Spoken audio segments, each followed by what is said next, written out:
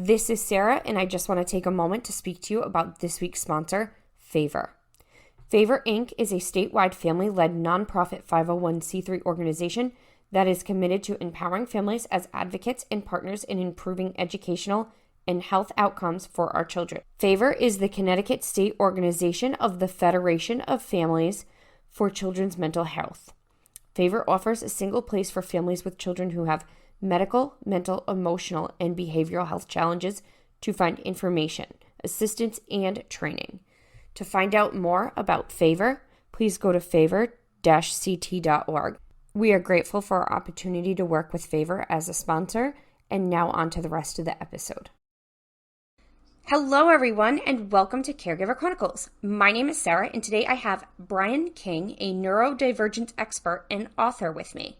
Hello, Brian. How are you today? I'm doing surprisingly well. Thank you. Thank you so much for being here.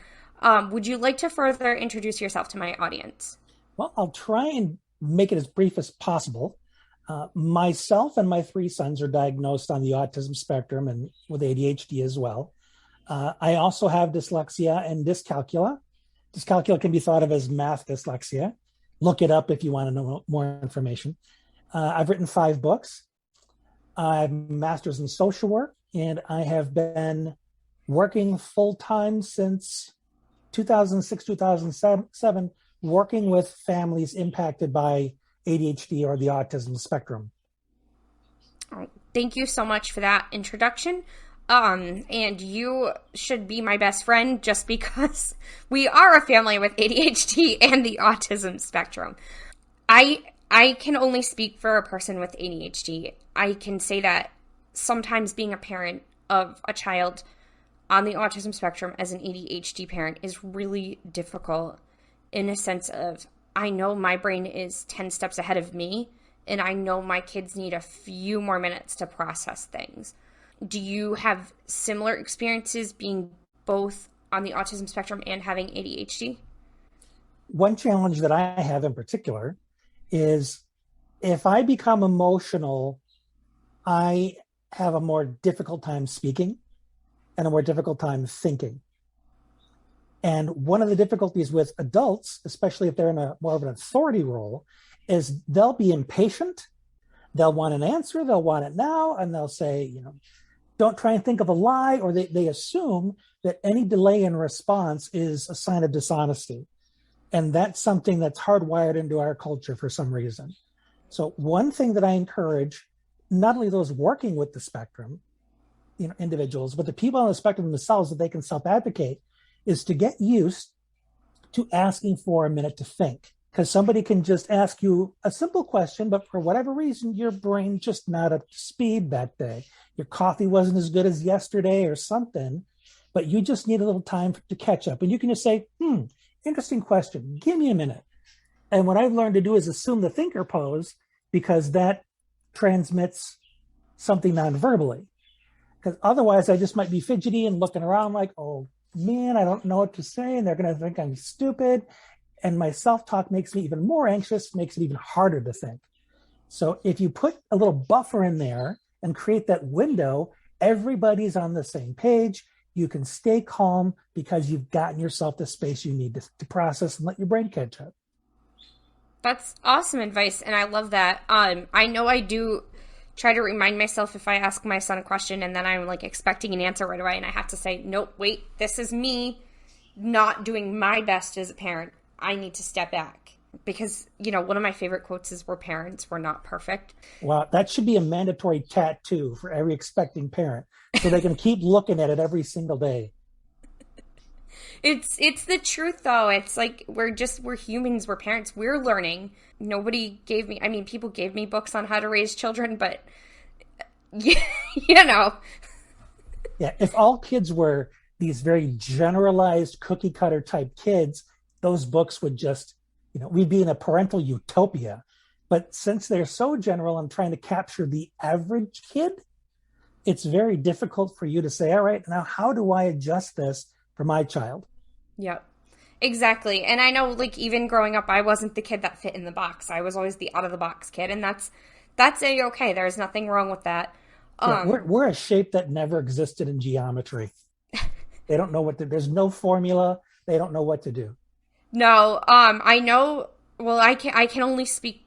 I can't speak for people on the spectrum. I can only speak for my children's experiences in my experience as their mom. You know what I'm saying? And I can only speak of my experiences with ADHD. Um, but I agree with that. I think the world isn't designed around neurodiverse people. I feel like being neurodiverse with ADHD, I've had to learn coping mechanisms just to get through the day. And what getting through the day for me and getting through the day for a neurotypical person like my mom are have two very different looks. I know getting through the day for my sons look very different. One of my sons is more just what can we do to get him through the day to keep him safe and happy. My other kiddo, he can go those steps above, and so we work on that. Do you have any advice for just getting through the day as a neurodivergent person? Well, first and foremost, you've got to be able to regulate your nervous system. You know, your entire level of fight or flight, where are you at in terms of your threat assessment? Because if you're very anxious and you're dreading something, oh, I hate going to work, and what if my boss gets mad at me for this thing? And you start working yourself up, that level of dysregulation makes it difficult for you to just be in any space that puts extra demands on you. So maybe you have to take the bus, or you have to be in traffic. And one honk of the horn can make you fly off into an emotional rage or have a meltdown simply because your internal struggle has reduced your resilience. So before you learn any of these, hacks, or use post-it notes, or use a planner, or those executive function things, you have got to be able to regulate your nervous system. And you've got to be able to have strategies to keep yourself calm, or calmer for some, so you don't hit that ceiling so often and have to constantly run to the bathroom or do something so that you can decompress. And I could talk about that topic for an hour all by itself. So a lot of what I use are weighted things. If I can get away with them, I work at home, so I've got a weighted blanket. Lighting is really important for me. It has to be low lighting. Things that I can do to increase my neurochemicals, like serotonin and dopamine. I listen to music a lot throughout the day because it really does that for me. For some people, white noise, a fan in the background, or some nature sounds. But anything that will help you stay calm is a must. Unless, of course, it's a substance that is not approved or legal where you Yeah. are. Yeah. No, I actually agree with that. I'm a big advocate for self-care, and I feel like calming techniques are self-care. In one of my like life hacks for calming myself is meditation. It's Well, that's really a good one for hard, you. Yeah. really hard to just focus on that one, just focus on my breath for a moment, but it's really pulled me into my body where I can say it's going to be a good day, or just help me pull my focus all together all around. And a technique for my child is actually my oldest son really loves to run. He's doing track and cross country this year, and exercise is so good for you, and I know it's so cliche, but it really does help, those receptors in our brains. And so my son, if he comes home and he's really agitated, I tell him, run around the block, take a lap around the block. We have a trampoline in our living room for my youngest son for sensory regulation. Oh, the trampolines are so beautiful because they give you full body proprioception when they push back on your body. And the running is using bilateral motion, both legs, both sides of the brain, the hemispheres talk to each other better. I really miss being able to take walks. I have a physical condition as well called Ehlers-Danlos syndrome, and I have degeneration in my entire spine and my bigger joints, and I'm in pain all the time, and it's difficult to move, let alone go out and do stuff. So whenever you can move, I really encourage it. One thing I want to point out about the meditation, which I hope will be helpful for you, one of the beautiful things about the kind you're describing, which I practice as well, is that it helps you acknowledge when focus is lost and how to bring the focus back. And when you typically have ADHD, your focus is completely out of your control. So any practice that allows you to be tuned into it so you can be more deliberate with it, that's a superpower for anyone. Yep. No, thank you for that. And yes, that's exactly what it is. It's if a thought comes up, don't judge yourself for it, acknowledge it, and focus back on your breath or the space between your hands or whatever, whatever part of the body it is we're focusing on in that moment.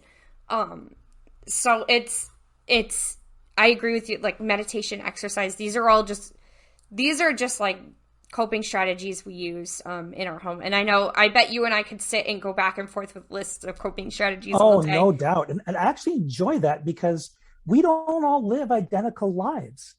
And there's the saying that necessity is the mother of invention. And a lot of these great hacks come up because you must have them. And your own resourcefulness allows you to come up with these things. So we need to have a hack consortium or something. I think get together and just talk about I think we'll have to have another episode where we just go back and forth on coping strategies. I think it would be so fun ping-ponging that. Oh, no doubt. We might even come up with some new ones. I mean, I could see ping pong as a coping strategy, literally. Well, ping pong is also a great way to, stim a little bit, just watching the ball go back and forth. Yeah. I think it'd be so fun to do that. So we'll definitely have to schedule that at some point. I think that'd be awesome. But I want to talk a little bit about your website, Brian Can Help. What exactly is that? Well, Brian Can Help is my home base on the web. It describes my services that I offer the community and also has a lot of articles on it on my blog. And one thing that I find really important, because it's a major skill gap for folks like us, is I explain my process. I don't just talk about, well, I did this, so can you. I talk about where I was, what I was stuck, what the problem was, and why I felt I needed to do something different, what my outcome was, and then I explain how I got there. Because one of the most frightening things for people on the spectrum, especially with ADHD, is the idea of execution. What, you mean I have to use this now? I have to create a plan and follow it? That tends to be where things break down for us. And when I can explain a process, it shows people kind of what the work would look like to get that result. And the less intimidating I can make it seem, the more accessible it seems to the people that are reading it. Because there are so many of us out there that are paralyzed, because if we take one step and it's less than perfect, I'm a failure, I'm a loser, I'm stupid, people are going to judge me, I'm going to be alone for the rest of my life. You know how we can catastrophize. So I want to make the work seem as doable as possible for people. No, I think that's great. I can actually relate to exactly what you're saying about ADHD because I have a 2022 to 2024 planner here. That's generous. I know, right? Is that not overambitious? And I started labeling episodes for Caregiver Chronicles through the whole thing. So what episode will air when? And I got about halfway through it in 2023, and I was looking at like episode 159, and I started thinking, holy crap. This is over a year away now. Like, there's no way I'm going to be able to put content out that far. Like not that far, but there's no way I'm still going to be able to do this then. And then I realized, hey, wait a minute. I've been doing it for 2 years. I'm doing a great job. I love this. My last job I lasted at for 10 years. That's awesome. I left on my terms. They didn't fire me. So it's just reminding myself that I can commit to something. But yeah, the big picture looks scary. Here's another thing that might help. When we tend to, because of our all or nothing thinking, we tend to lump. And breaking things down into manageable chunks is an afterthought most of the time. So when you put a year's worth of content out there, that might as well be the entire load of groceries that you're required to carry at one time. You don't think, oh, I can take a couple bags and come back and take a couple more. So when your brain sees it, it sees everything. And you're imagining the weight of that and say, how on earth am I going to do all this? Well, you're not going to do all of it. You got to do a little bit. Then when that's done, you do a little bit more, and so on. So reorienting the way your brain interprets what you're looking at can go a long way to decreasing your overwhelm. Exactly, and that's what I did was I had to remind myself, like you said, I'm only doing one episode at a time, you know? It's one episode a week. It's not like I'm putting out 500 episodes right now. And I'm not expected to do that. That would be an impossible expectation for anyone. So just reminding myself that there's always a story, there's always a caregiver, there's always somebody with something to share. So I did, Ain't I that the was truth? able to talk myself back down from my Good. little spin. And that in itself is a skill. That's a coping strategy, talking yourself down. And we all get there, and so that's awesome. So I lost my train of thought.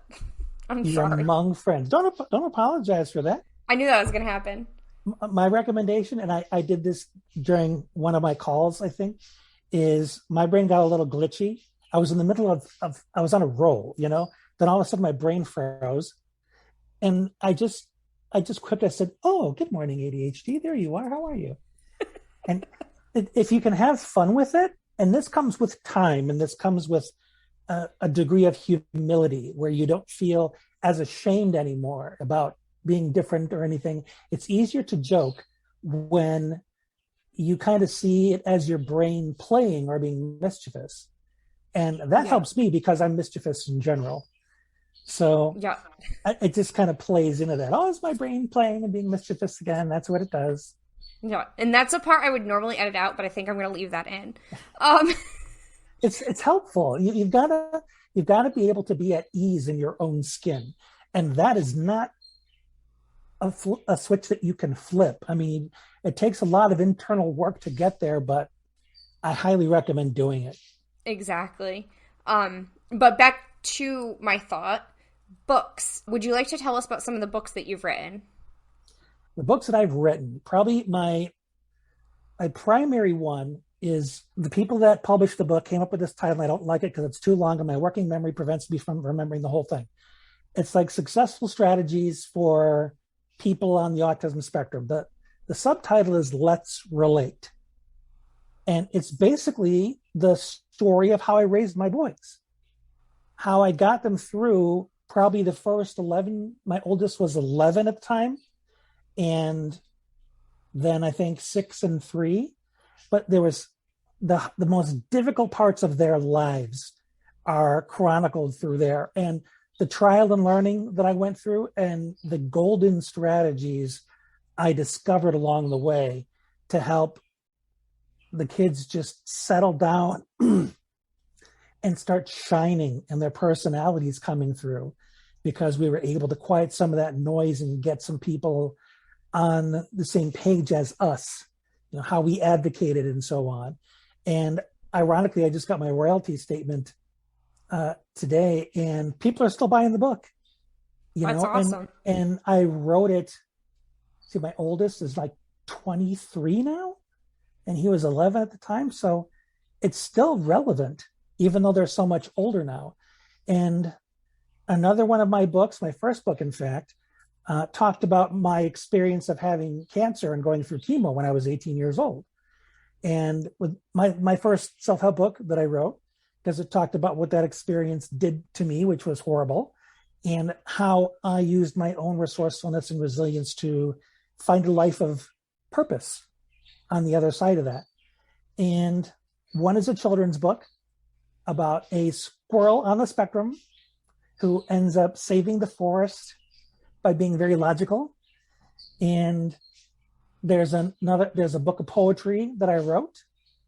And a book that I wrote that at the time was like a collection of my best writings on how to connect with other people. So I think that's it. That's awesome. Yeah. No, that's great. I noticed you had several books. It looked like you had several books when I was browsing through your website. And that's just super awesome that you were able to do that. I was unaware that you had cancer. Congratulations on recovering from that. 30 some years now. Wow. That's amazing. Congratulations on that. Another thing I wanted to ask you, were you diagnosed with autism before you had your children or after? After. After. It was because of my oldest and the challenges he was having in first grade, which were meltdowns, running from the classroom, turning chairs over, very, very anal when it came to time. If the schedule was on the board, from this time to this time, we'll be doing this and so on. And if it varied by a minute, he would scream at the teacher and call her a liar. He had such high anxiety around anything that would change. And now he's 23 years old. He's got a job. He's going to college. He's handling his life. And he's decided to major in social work. It's like Dad. That's awesome. I shook my head at that because I can relate to that so much. My oldest son was 7 when he got his diagnosis, or just about to turn 7 when he got his diagnosis in the first grade. And we discovered his diagnosis because as we were researching autism and autism spectrum with my youngest son's diagnosis, who had all of the delays, who was missing all the milestones. My oldest son caught all of those early milestones. He was usually advanced in all of them except for speaking. So we weren't so worried about it because he was ahead. He was at least a month or 2 ahead on everything else. So the doctor was like, well, sometimes we see this, where there's a little bit of a speech delay when the child is ahead on everything else. So she's like, I'm not too worried about it, and he did catch up with that. He did catch up with the speech and everything. My youngest son just was not. He was missing everything. Every single milestone he was missing. So as we were learning more about autism for my youngest son to be supports for him, we were seeing things that really described my oldest child with the anxiety, like you said, with oh my gosh, God forbid there was a delay at school because of snow or anything like that. He could not handle it. Any routine change, anything. Is sometimes if the teacher was absent, he couldn't handle it. Oh my God. If there was a substitute teacher and the substitute teacher did not know the rules, wow. Yep. You were going to hear about it. Yeah. Oh yeah.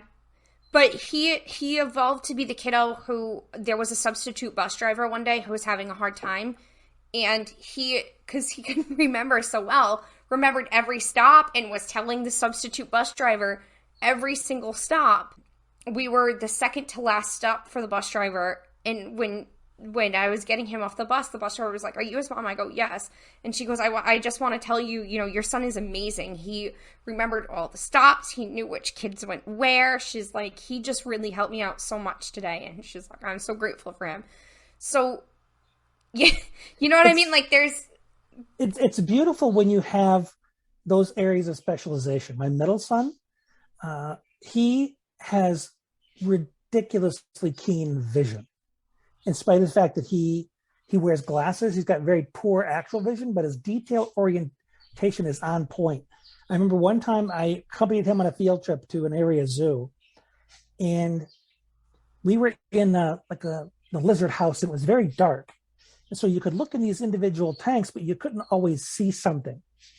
And there was this one dark tank with some cool lizard in it, and everybody's looking, oh, I can't see it. I can't see it. My son walks up to it, and within a matter of seconds, there it is. What are you talking about? Oh, right there over the back of the thing, you can see its toe. It was such a minute detail in this dark tank, but he became everybody's hero in that moment because they all wanted to see this thing and they all crowded around so he could be their eyes and guide them to where to look. And they were all excited. Oh, that's so cool. Great job, Aiden. And I was just sitting back, man, that's so awesome to see. Because so often he was just on the playground. He'd be off on his own looking for grasshoppers while everybody else was on the jungle gym or whatever. And he was a part of it in that moment. And that just, I can't, even thinking about it, I can't tell you how good it feels to have been there when he had that moment.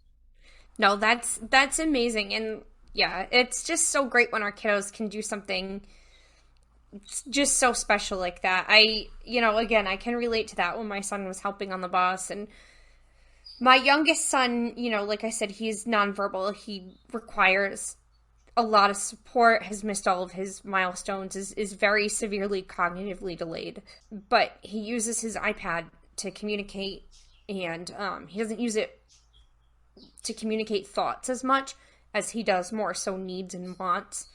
But he has used it to say, like, I love you, Mom. I love you, Grampy. And there was one day he used it with my dad. I love you, Grampy. And my dad's just, this old hippie, just bawling his eyes out, crying, because to him that was the most special thing, he's ever heard. So it's really sweet, and really special. In, like we were talking before the interview, every kid has their own thing that they're, even neurotypical kids, they have their own thing that they're great at, or that they're unique at, or they shine at. And we can't compare our children. Nobody should be comparing their kids, but we can't compare our kids to neurotypical kids, where they are in their development and what their milestones are and what is an accomplishment for them. We have to take those accomplishments and just be so proud. And I just really appreciate you for saying that in the beginning. One thing that is so harmful about the way we think about the value of an individual is, how do their skills translate into productivity? Can I put them in a factory? Can I put them in a job that's going to make money? There seems to be very little appreciation for the value a person adds just by who you need to be when you're with them. People that are struggling, whether they have a terminal illness, which requires you to be much more patient, compassionate, be a better listener, that means something. If your character is enhanced by being around someone, if you have to grow and become more humble because of who you are in a relationship with or who your child is, that matters. That means something. But there are a lot of people that will say, oh, that's a burden because this kid can't crank out widgets as fast as this other kid. Can we have more measures of value besides productivity? And that's one of the reasons why our kids feel so dumb in school, because it's all about cranking out worksheets and getting this assignment done on time and turning in things, and just like would be expected in an office job. Well, our kids need to learn how to be happy in their own skin, and how to accept themselves, and how to be part of a community. The widget stuff really doesn't matter in the larger scheme of things. It's great for being able to make a living and support yourself, but a lot of people out there supporting themselves and are contemplating suicide because there's no value in what it is they're doing. Yeah. So I'm hoping that the rise in neurodivergence, or at least the rise in people that are getting rid of this idea of average, normal, or the way to do things, the more we get away from that, I hope the more likely we are to see people having value just in and of themselves. Yeah, I agree with that statement 1,000%. I think that the value of a person shouldn't be measured by what they do, what kind of work they do, but who they are, what kind of person they are, and what you can learn from them. I totally agree with that. And I've worked, again, working in healthcare, I've worked people all different levels of needs and things. And I can tell you that sometimes I've learned the most from the people who have needed the most and have felt like they were the most burden. And really, I've learned the most about them. And that was really powerful of you to say. So thank you for saying that. And, I couldn't agree more. I wanted to also talk about, like, neurodivergence, like the idea of neurodivergence. It's becoming more of a common word. We're seeing it more and more in society. How do you have an estimate of how many people, roughly, like, I don't know if you have the statistic, how many people are neurodivergent? You're more likely to find statistics that talk about the number of people with developmental disabilities or with ADHD or autism, because neurodivergence is much more of a social term. It's not really a diagnosis. It's an umbrella term that just refers to the fact that difference occurs on a continuum, just like there's differences in skin tone and hair color and all that stuff. There's differences in how your brain works.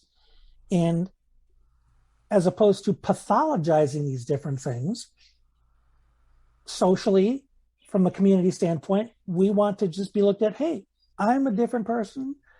We have things in common, but we also have differences, and those differences don't need to be pathologized. They need to be embraced, accepted, understood, and people need to be given what they need to be successful, which is something I hope for everyone, not just people that happen to have a label. Yeah. No, and I agree with that statement. And, success does look different for everyone. And I know I was kind of asking that question more along, like, these statistics. Are you familiar with the statistic that 1 in 4 adults are struggling with their mental health? I'm surprised it's only 1 in 4. Uh, that was a couple years ago too. This is a statistic as of 2017. Oh, so that was pre-COVID. Yeah, I want to see the numbers today. It's probably almost everyone. And if you say you're not, you're a liar. You're in denial. But there is the statistic that 1 in 4 adults has depression, anxiety, some type of mental health issue. And I was just wondering if we had a statistic like that on neurodivergence, only because it's so many people don't understand the different brains, the different minds, the different needs. And to have that number put in front of you that, out of every 3 people here, one of them has a different brain than a normal person or than what's expected of us from society. They can't always perform to what's expected because lights are too bright. They get too hot. They just are fidgety like me. I could never do a desk job because I can't stop moving. You know what I'm saying? Yeah, like I haven't seen a specific stat saying this many people are neurodivergent, but I don't know how hard it would be to kind of take all the different percentages from the different categories like autism, ADHD, and such, and then average it out or whatever math calculation you would use. But I'm sure somebody could come up with a number, but let's just say it's a lot.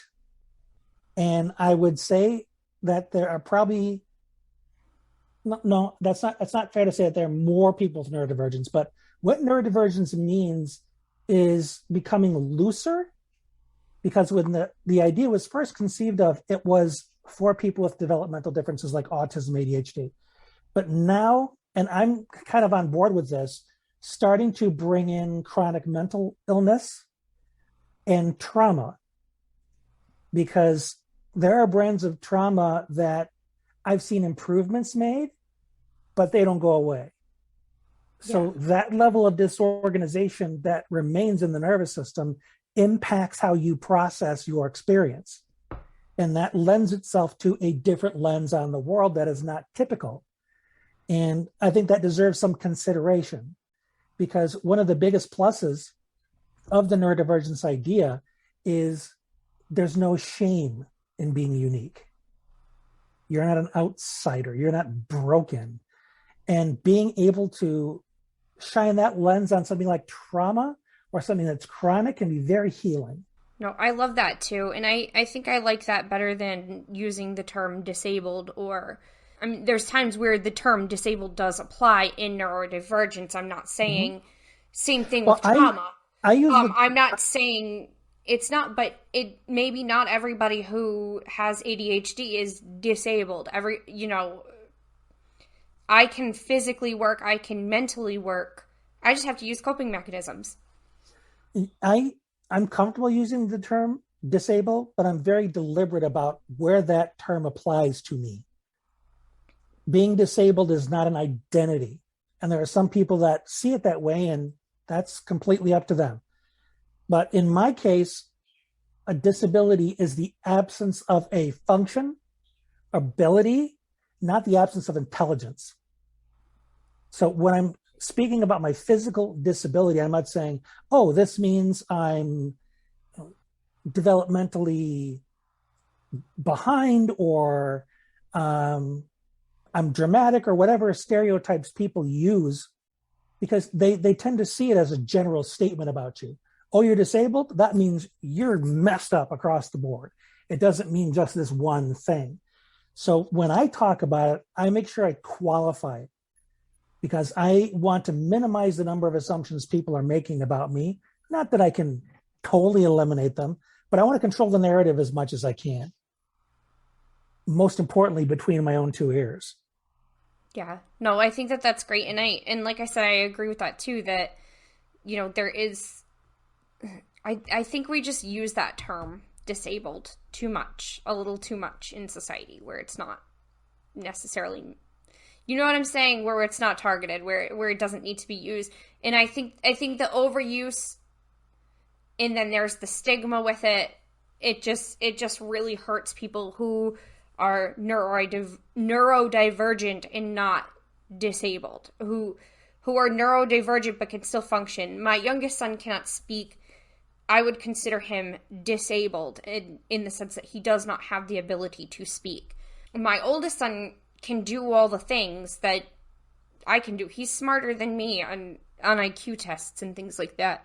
He has anxiety and things, but he is capable of, with help from an adult, because he's still an 11-year-old, these are big emotions, of working on coping strategies and, doing tasks like unloading and loading the dishwasher, where my youngest child mentally cannot do that task. Just things like that. Do you understand where I'm going with that? Well, yeah, we have the disparate skill set where there are some things that we can do just like we're a Jedi, some things that we can do mediocre, and some things we can't do at all. And we don't tend to have this generalized skill set. It's we're awesome in these very narrow areas, and everything else could be a train wreck. I can articulate my inner experience and the way my brain works better than most because I happen to have when I had my testing done, I'm in the 99.6 percentile of verbal ability. So I'm almost 100%, which means I'm better than everybody else verbally. And because of that, I can articulate a great deal, and I can often be mistaken for being much more competent than I am. But if you spend a day with me and take me out into the world, you'll see how easily I can become confused. As long as I'm in my little bubble here, everything is hunky-dory. But if I can't control the temperature or the lighting or the amount of sound or how fast things are moving, I'll become more anxious. I'll be more fidgety. I might talk nonstop. My impulsivity becomes questionable, and I might blurt stuff that I only think about after the fact. Maybe I shouldn't have. So it all depends on how you match me, how well my needs are met, and whether the environment I'm in allows me to shine, or if it just demands me to use all of my resources to hold it together until I can get the heck out of there. Yeah.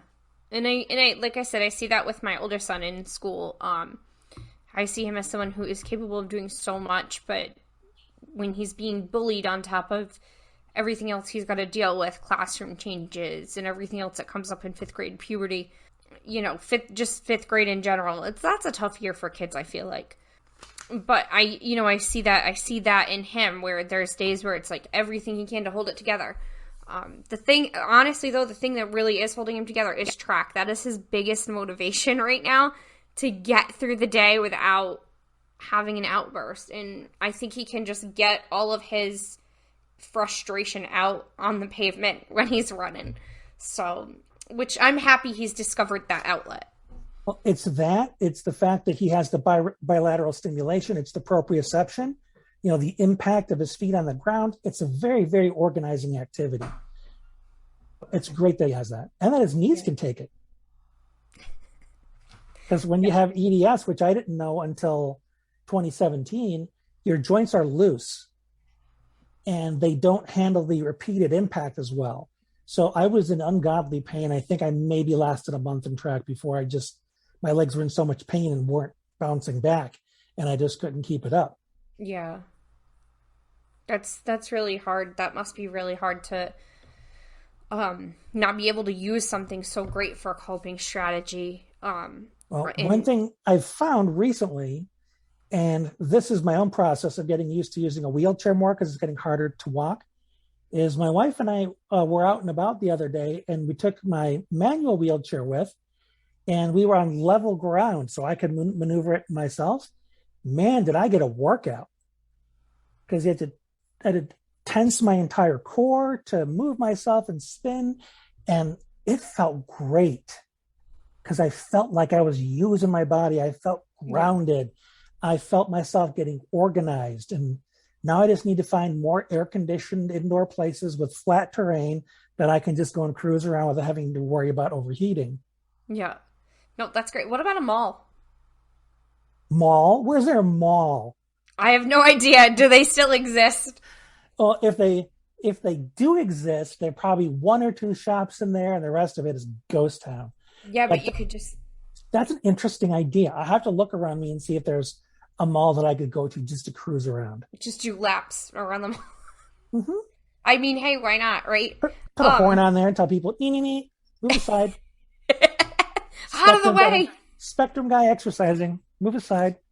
No, I think that that's great though, and like, coping strategies are so important, and they're important for every level of everybody. Even neurotypical people need coping strategies just to get through the day sometimes. Because and honestly, the more I say the word neurotypical, the less and less neurotypical I feel like I know. People that I feel like I know. But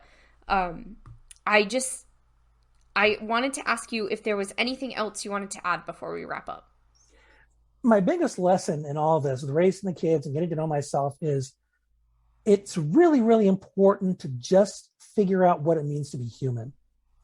Because there's all of this perfectionism and all this fear of failure and this hyper competitiveness in our culture. And it gets in the way of you realizing that you are imperfect by design. You are designed to learn and grow. And that can't occur if you know everything or if you're good at everything. All that can do is just make you stuck and bored because there's nothing new for you to discover.